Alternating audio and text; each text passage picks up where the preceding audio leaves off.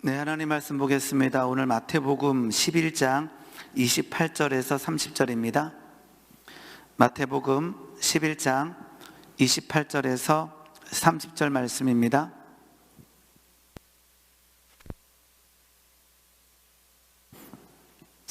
오늘 본문 말씀은 마태복음 11장 28절에서 30절 말씀, 우리 한 목소리로 합독하도록 하겠습니다. 준비 시작. 수고하고 무거운 짐진 자들아 다 내게로 오라. 내가 너희를 쉬게 하리라. 나는 마음이 온유하고 겸손하니 나의 멍에를 메고 내게 배우라. 그리하면 너희 마음이 쉼을 얻으리니 이는 내 멍에는 쉽고 내 짐은 가벼움이라 하시니라. 아멘. 기도하겠습니다. 하나님 아버지 감사합니다. 귀한 날 허락하여 주시고 이 새벽에 하나님께 나와 예배드릴 수 있는 은혜 허락하여 주시니 감사합니다. 하나님, 오늘 어디에서 하나님께 예배드리든지 간에 하늘의 문을 여사 하늘의 생명과 하늘의 놀라운 능력으로 덧입혀 주시옵소서. 오늘 하루도 하나님의 말씀에 의지하여 살아가기를 원합니다. 여호와의 인자와 긍휼하심이 무궁하심으로 우리가 진멸되지 않음을 선포하며 고백하며 승리하는 하루 되게 주님 인도하여 주시옵소서. 감사합니다. 예수님의 이름으로 기도드리옵나이다. 아멘. 아멘. 네, 오늘도 우리 본당에서 우리 각 가정에서 우리 예배드리는 우리 모든 성도님들에게 하나님의 은혜와 평강이 넘치기를 소망합니다. 이제 2022년 우리 새해 표어가 정해졌는데요, 예수의 형상을 본받자 라고 정해졌습니다. 며칠 동안 이번 주 아니면 다음 주까지 예수의 형상이라고 하는 주제를 가지고 잠깐 말씀을 나누고 다시 열왕기 상으로 넘어가도록 하겠습니다. 오늘 본문 말씀은 우리가 잘 아는 말씀입니다. 수고하고 무거운 짐진 자들아 다 내게로 오라라고 말씀하고 계시다라는 거죠. 예수님께서 우리에게 수고하고 무거운 짐진 자들아 다 내게로 오라. 내가 너희를 쉬게 하리라. 이렇게 말씀하고 계세요. 우리는 무거운 짐을 질 때가 있어요. 무거운 짐을 지게 되면 어떻게 하면 되죠? 이 무거운 짐만 내려놓으면 될 것 같아요. 무거운 짐만 내려놓으면 되거나 아니면 이 무거운 짐들을 나누어 지는 방법도 있어요. 여러 사람이 나누어지는 방법도 있어요. 제일 좋은 것은 무거운 짐을 지지 않는 것도 좋은 방법이에요. 내가 무거운 짐을 지지 않으면 뭐 내려놓거나 나누어 주지 않아도 된다라는 거죠. 그런데 우리가 성경을 읽어 나가다 보게 되면 우리의 믿음의 선조들도 하나님의 일을 하는 가운데 무거운 짐을 지게 되는 상황에 빠질 때가 참 많았다라는 거죠. 대표적인 사람이 누구냐 그러게 되면 모세였어요. 모세는 참 하나님의 충성된 종이었어요. 그런데 어느 순간에 그 무거운 짐으로 인하여 지쳐버리는 거죠. 민수기 11장 11절 말씀 잠깐 보겠습니다. 민수기 11장 11절 말씀 보게 되면 모세가 하나님의 일을 감당하다가 이렇게 지치는 장면을 우리는 보게 됩니다. 11절 제가 읽겠습니다. 모세가 여호와께 여짜오되 어찌하여 주께서 종을 괴롭게 하시나이까? 어찌하여 내게 주의 목전에서 은혜를 입게 아니하시고 이 모든 백성을 내게 맡기사 내가 그 짐을 지게 하시나이까? 이 하나님의 일을 감당하는데 너무 버거운 거예요. 왜냐 그러면 그 책임진 그 이스라엘 백성들이 불평과 원망을 하게 됐다라는 거죠. 그러면서 모세는 이렇게 고백하는 거예요. 이 모든 백성을 내게 맡기사 내가 그 짐을 지게 하시나이까? 다른 말로 하게 되면 하나님, 내 지고 있는 이 짐이 너무 무겁습니다 라고 하는 거예요. 그래서 14절 말씀 보게 되면 11장 14절 말씀 보게 되면 하나님께 이렇게 얘기합니다. 책임이 심히 중하여 나 혼자는 이 모든 백성을 감당할 수 없나이다. 그러면 어떻게 하면 될까요? 아까처럼 이 짐을 내려놓거나, 근데 하나님께서는 모세로 하여금 그 짐을 내려놓는 것은 이제 가나안 땅에 들어갈 때였어요. 그러면 다른 방법, 하나님께서 쓰신 방법은 무엇이냐 그러면 그 짐을 나누어 지게 하는 거였어요. 17절 말씀 보겠습니다. 하나님께서 해결하신 방법은 내가 강림하여 거기서 너와 말하고 내게 임한 영을 그들에게도 임하게 하려니 그들이 너와 함께 백성의 짐을 담당하고 너 혼자 담당하지 아니하리라. 이렇게 되어 있어요. 너 혼자 담당하지 아니하리라. 그래서 이 무거운 짐들을 나누어지는 거죠.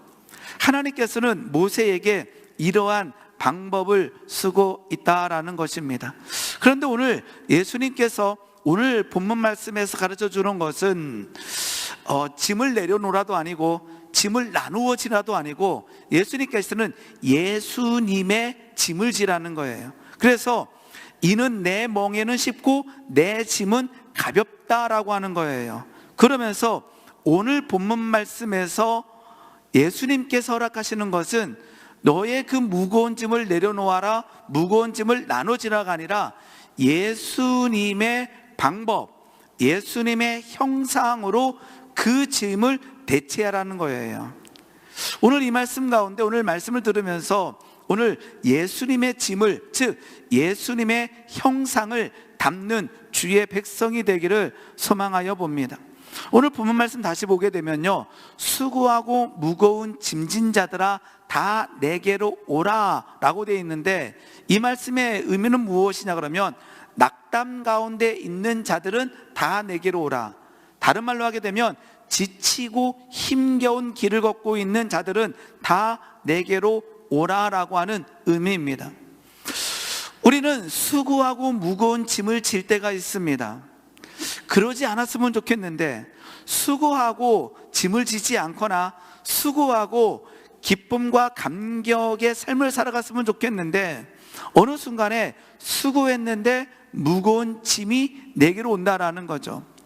다윗은요, 골리앗과 전쟁에서 승리했어요. 이게 엄청난 수고를 한 거죠. 실은 그 전쟁터에 가는 것도 아버지의 심부름이었어요. 발걸음 그 자체가 수고했어요. 전쟁터에 가봤더니 사울왕을 비롯해서 이스라엘 백성들이 그 골리앗 앞에서 벌벌 떨고 있습니다.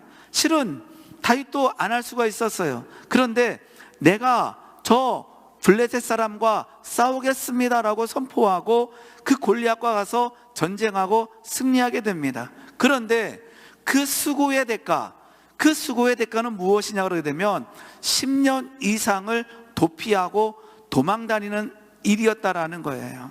그러니까 이렇게 무거운 짐은 내가 짊어지는 것이 아니라 다른 어떠한 외부적인 일에 의해서 내게 덧입혀질 때도 있어요. 그래서 다윗은요, 수고하고 실은 고난의 길, 광야의 길을 걷게 됐다라는 거죠.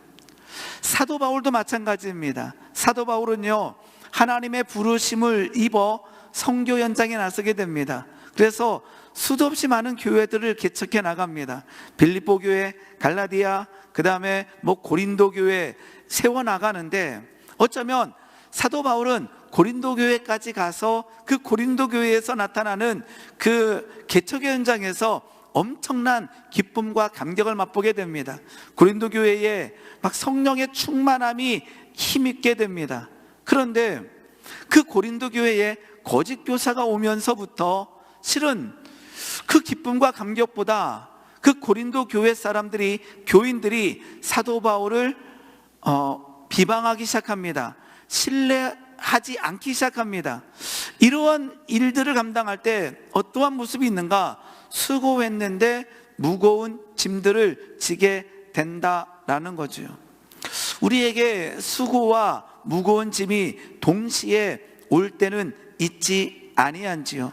근데 오늘 예수님께서는 수고하고 무거운 짐진 자들아 다 내게로 오라, 내가 너희를 쉬게 하리라 라고 초청의 메시지를 보내고 있습니다. 특히 오늘 본문 말씀은 어떤 경우나 하게 되면, 아까처럼요, 다시 한번 생각해 보게 되면, 자, 다윗은 다윗은 10년 동안 광야의 길을 걸었습니다. 도피의 삶을 살았습니다. 왜요? 사울 왕 때문에 그렇게 됐습니다. 외부적인 어떠한 압력으로 인해서 다윗은 도망 다니게 됐습니다. 누구 때문에요? 사울 왕의 시기와 질투 때문에. 자, 사도 바울은 예를 들어서 고린도 교회에 들어온 거짓 교사로 인해서 고린도 교인과 사도 바울은 분리됨의 모양새에 빠지게 됐습니다. 원인이 어디 있죠? 다윗이 도망 다니게 된 원인은 사울 왕에게 있습니다. 사도 바울이 힘겹고 지칠 만한 이유는 거짓 교사들에게 그 원인이 있습니다. 그럼 우리는 쉽게 나의 무거운 짐은 외부에 있다라고 우리는 판단할 수가 있습니다. 그런데요, 오늘 본문 말씀은 예수님께서 이 무거운 짐진 자들을 외부로 돌릴 거면 해결책을 이렇게 했을 거예요. 뭐 외부의 사람들과 관계를 끊으라, 아니면 이 무거운 짐이 제도적인 측면에 있다면 제도를 고쳐라, 이렇게 했을 거예요. 근데 오늘 예수님께서 이 무거운 짐진 자들에게 해법을 주는 방법은 무엇이냐? 나의 마음이 온유하고 겸손하니 나의 멍에를 메고 내게 배우라는 거예요. 이 말씀의 의도는 무엇이냐 그러면요, 다시 한번 다윗에로 와봅니다. 다윗이 10년 이상을 도피하게 된 이유는 사울왕의 시기와 질투 때문이었어요. 외부에 있었어요.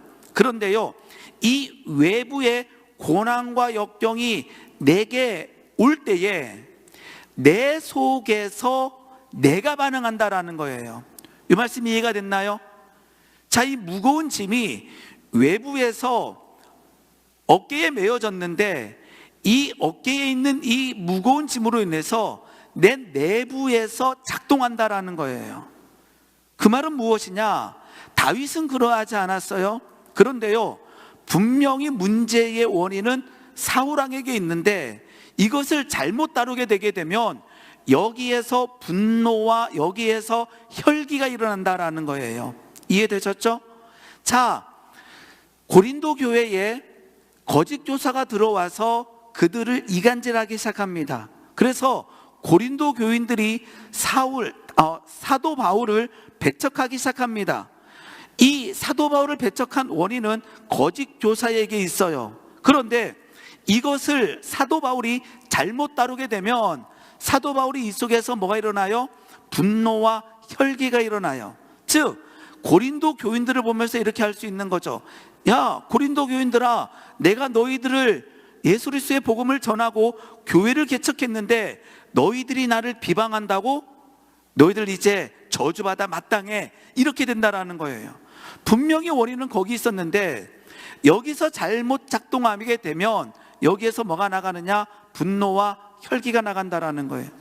고린도 후서 10장 잠깐 보겠습니다. 고린도 후서 10장 1절 한번 보겠습니다.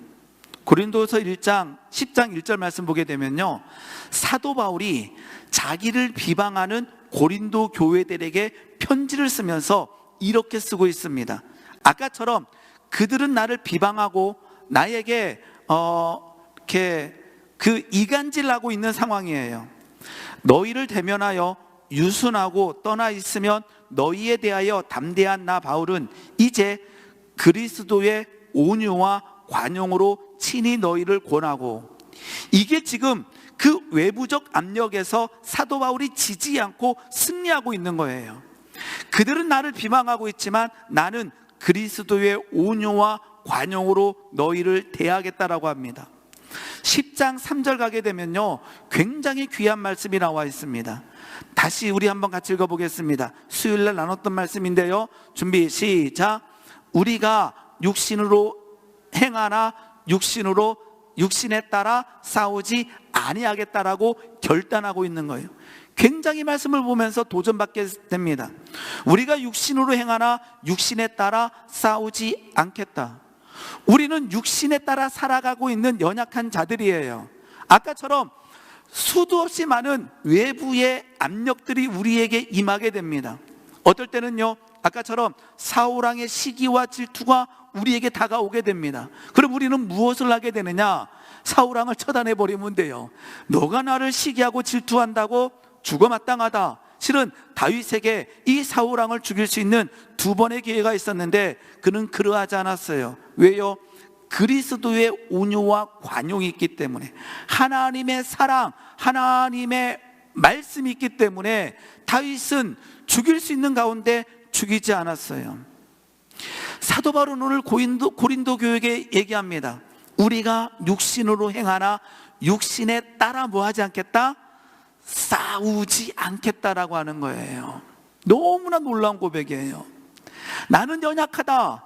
나는 육신에 따라 살아갈 수밖에 없는 연약한 자다. 그런데 외부에 잘못된 압력이 들어왔을 때 나는 그 압력에 대해서 육신에 따라 싸우지 않겠다. 이 말은 뭐예요? 혈기 내지 않겠다, 분노 내지 않겠다라고 하는 의미와 동일하다라는 것입니다. 오늘 이 말씀을 보면서 이 그리스도의 온유와 관용, 예수님의 형상을 배울 수 있기를 소망하여 봅니다. 우리 신명기 말씀을 보게 되면요, 하나님께서 율법을 가르치면서 뭐를 가르치냐면 눈에는 어떻게 되오라 그러죠?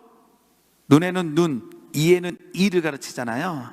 이 말은 이만큼 공격하면 이만큼 공격하라라고 하는 의도보다 또 다른 의도가 있다라고 저는 알고 있어요. 뭐냐게 되면요, 눈에는 눈, 이에는 이잖아요. 이 하나님의 구약의 말씀을 보게 되면. 근데요, 한번 우리 성도님들 생각해 보시기 바랍니다. 어떤 사람이 나를 눈을 공격했어요. 어떻게 하고 싶으시지요?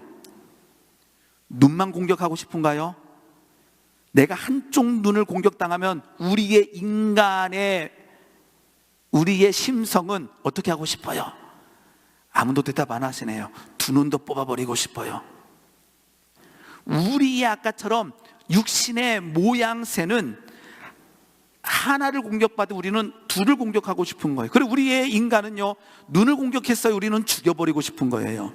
이게 육신에 따라 싸울 수 있는 우리들의 모양이라는 거예요. 그래서 눈에는 눈, 이에는 이라고 하는 이 말씀의 의도 자체는 무엇이냐? 뭐 하지 마라? 육신에 따라 싸우지 말라라고 하는 의미도 들어있다라는 거예요. 우리는요, 상처받으면요, 사람을 죽이고 싶은 게 우리의 육신의 모양이라는 거예요. 창세기 4장 잠깐 보겠습니다. 창세기 4장 23절입니다. 창세기 4장 23절 보게 되면 라멕이 이렇게 얘기합니다. 라멕이 아내들에게 이르되 아다와 실라여 내 목소리를 들으라. 라멕의 아내들이여 내 말을 들으라. 나의 상처로 말미암아 내가 뭐하고 사람을 죽였고, 내가 상처로 말미암아 상처 줬도가 아니라 내가 상처로 말미암아 이 육신의 어떠한 모양을 다스리지 못하니까 상처로 말미암아 사람을 죽였고, 나의 상함으로 말미암아 소년을 죽였도다. 이것이 바로 인간의 모습일 수가 있다라는 거예요. 뭐 하지 못하면 외부의 어떠한 압력을 내가 예수의 형상을 본받아 다스리지 못하면 아까처럼 상처로 말미암아 사람을 죽이고 상함으로 말미암아 소년을 죽이는 일들이 누구에게도 우리에게도 일어날 수 있다라는 것입니다. 그래서 오늘 예수님께서는 수고하고 무거운 짐진 자들아 다 내게로 오라. 그러면서 예수님께서는 이렇게 말씀하시는 거죠. 나는 마음이 온유하고 겸손하니 나의 멍에를 메고 내게 배우라. 그리하면 너희 마음이 쉼을 얻으리라. 예수님께서는 온유하라, 예수님께서는 겸손하라라고 하는 해법을 전해주시는 거예요. 온유의 이 단어를 보게 되면요, 이러한 단어입니다. 온유의 뜻은요, 진정시키는 거예요.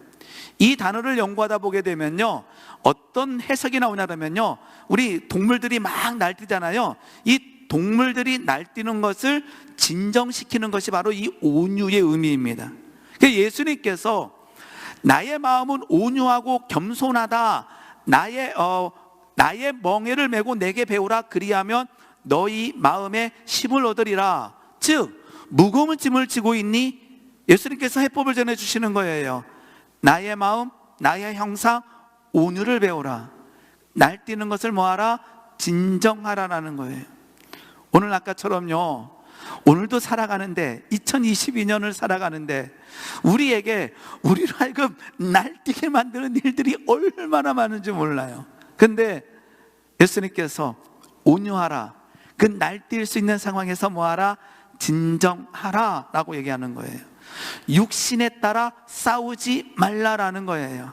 사도 바울의 고백처럼 나는 온유와 관용으로 너희에게 나아가겠다라고 결단하고 있는 모습이 우리의 모습이 되기를 예수님의 이름으로 소망하여 봅니다. 예수님의 형상을 본받자라고 하는 표어가 정해져 있습니다. 첫 번째는 예수님의 온유를 배우기 원합니다. 우리를 진정시키는, 즉 뭐냐면요, 수고하고 무거운 짐진 자들은 오늘 본문 말씀의 특징은 무엇이냐면 수고했는데 이 속에서 무거운 짐을 지고 있는 거예요. 그 말은 무엇이냐? 수고하고 온유하지 못하다라는 것은 수고했는데 화내고 분노했을 때 우리의 어깨에 짓눌러 오는 무거운 짐이 놓인다라는 것입니다. 두 번째 예수님의 해법은요, 겸손하라라고 말씀하십니다. 겸손은요, 나를 낮게 놓는 것입니다. 나를 낮게 놓는 것이 바로 겸손입니다. 다른 말로 하는 것은요, 반대말은 높아지는 거지요. 그 말은 무엇입니까? 수고한 이후에 낮아진다라는 것은 하나님께서 하셨습니다. 하나님께 영광 돌리는 것이 바로 예수님의 형상, 예수님의 겸손이에요. 그런데요, 무거운 짐을 지는 방법은요, 교만해지는 거예요. 이렇게 하면 무거운 짐을 지게 됩니다. 어떤 일을 참 수고했어요. 열심히 했어요. 그러고는 이만큼 결실이 맺었어요. 그 다음에 이러한 마음을 품는 거죠. 역시 나는 대단해. 맞아, 내가 했어. 나는 힘과 능이 있어. 이랬을 때 이 영적인 관점에서 수고하고 무거운 짐을 지게 된다라는 거예요. 우리는 교회에서 아니면 일터에서 우리는 열심히 수고합니다. 근데요, 무거운 짐을 질 때가 있습니다. 언제요? 아까처럼 분노하고 화낼 때 내 마음에 무거운 짐이 들어옵니다. 두 번째는 내 힘과 내 능으로 하려고 할 때, 그리고는 맞아, 내 힘과 내 능으로 했으니까 내가 이만큼 결실을 냈어, 내가 했다라고 하는 이 마음이 들어올 때 우리에게 무거운 짐을 지게 될 수 있다라는 것입니다. 오늘 우리에게 이러한 예수님의 형상이 임하기 원합니다. 예수님의 겸손, 그 말은 무엇이냐? 아까처럼 하나님, 저는 연약합니다. 근데 하나님께서요, 그 연약한 가운데 하나님의 은혜를 베풀어 주셔요. 저도 이제 2022년 말씀을 받았는데 처음에 말씀을 이제 보자마자 여기 이 느낌인데, 그리고는 열어봤더니 약간 의아한 거예요. 그런데 말씀을 읽고 묵상하다 보니까 그냥 한 문자로 정리되는 거예요. 연약한 자에게 주시는 하나님의 축복. 연약함에도 불구하고, 무너졌음에도 불구하고 하나님께서는 그 무너짐에 책망하고 정죄하는 것이 아니라 하나님께서는 엄청난 은혜를 주시고 복을 주신다라는 거죠. 이게 바로 하나님의 성품이기도 합니다. 그리고는 더 묵상하다 보니까 그냥 연약하니까 하나님께서 복을 주신 것이 아니라 하나님께서 그에게 말씀하여 주셨기 때문이라는 거예요. 그 말씀을 지키시고 있다라는 거예요. 연약하기 때문에 복을 준 것이 아니라 그 연약한 사람에게 하나님께서 말씀하여 주셨고, 하나님께서 축복을 주시는 이유는 말씀을 지키시는 하나님의 신실한 때문이라는 거예요. 오늘 우리에게 예수님께서는 말씀하십니다. 나의 마음은 온유하고 겸손하니 나의 멍에를 베고 내게 와서 배우라. 그리하면 너희 마음이 쉼을 얻을 것이다. 이는 내 멍에는 쉽고 내 짐은 가볍다라고 예수님께서 말씀하고 계시다라는 거예요. 내게 배우라 말씀하십니다. 이것은 무엇입니까? 이러한 모양새를 가지고 나아가서 예수님께 나아가 배워야 된다는 것이죠. 어떨 때는 지식적으로 말씀을 배워야 되고, 어떨 때는 경험적으로 은혜를 체험하면서 배워야 될 줄 믿습니다. 우리에게 어떨 때는요, 아까처럼 외부의 압력이 들어옵니다. 날뛰고 싶은 분노하고 혈기 내야 되는 상황이 발생합니다. 그때 온유할 수 있게 원합니다. 어떨 때는 우리에게 교만이, 내가 했다, 맞아, 나는 이만큼 능력 있다라고 생각될 만한 결실이 우리 앞에 놓일 때가 있습니다. 그때 겸손할 수 있게 원합니다. 사울왕이 무너진 이유와 솔로몬 왕이 결국 무너진 이유는 그들이 교만했을 때에, 그들이 나의 욕망을 이기지 못했을 때에 그들은 무너졌다라는 거죠.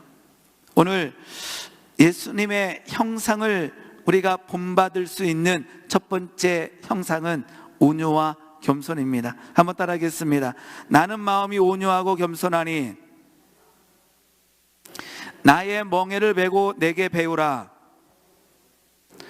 그리하면 너희 마음이 힘을 얻으리니. 우리의 심령에 올 한 해 동안 온유와 겸손이 넘쳐나기를 예수님의 이름으로 축원합니다. 그러한 주의 백성들에게 수고하고 무거운 짐을 예수님께서 내려놓게 하실 것이고, 수고한 이후에 하늘의 복과 능력을 허락하여 주실 줄 믿습니다. 기도하겠습니다. 하나님 아버지, 감사드립니다. 예수님의 온유와 겸손을 배우게 하여 주시고, 하나님 그리하여 이 땅에서 우리의 마음에 힘을 얻으며 생명을 얻으며 하나님 기뻐하며 감사할 수 있는 하루하루 되게 주님 인도하여 주시옵소서. 감사합니다. 예수님의 이름으로 기도드리옵나이다. 아멘.